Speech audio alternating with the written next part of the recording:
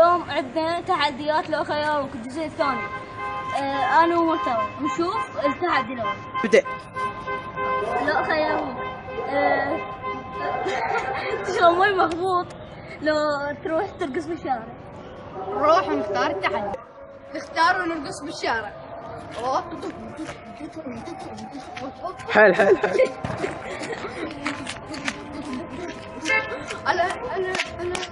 انا ابدأ. رحمن، لو خيروك ترقص بالفانيلة بالشارع لو تاكل من هذا الزرع الحديد. شوف التحدي. شوفوا هذا الزرع راح اكله.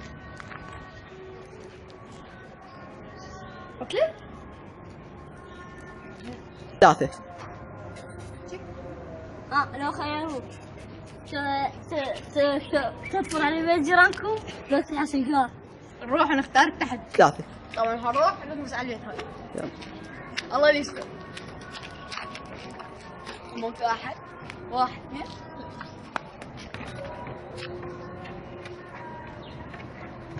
يا ابو الباب مقفولة. رحمن، لو خيروك تضرب راسك حيل بالحايط لو تكمش طفل بالشارع تضرب راسك. هذا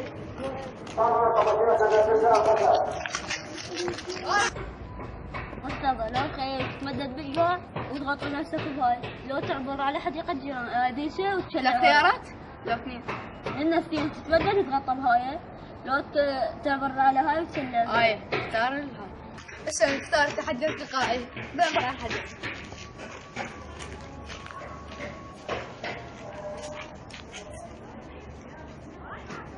هاي عبارة عن حجر. رحمن، لو خيروك تضرب راسك بالعودة حيل لو تخلي راسك بالحاوية بس راسك يشوف. اختار التحدي. يلا. شو تختار رحمن؟ تضرب راسك بالعودة؟ حيل تضرب راسك بالعودة. حيل بس قول هيك حيل سر. مثل التطبير.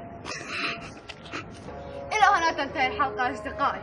إذا عجبكم الفيديو سووا لايك، إذا ما عجبكم سووا ديسلايك، حتى تشتركوا بقناتنا حتى يوصلكم كل جديد ونسوي تحديات ثالثة. وإذا وصل الفيديو 25-30 لايك سوي جزء ثالث من الأخيرة. مع السلامة.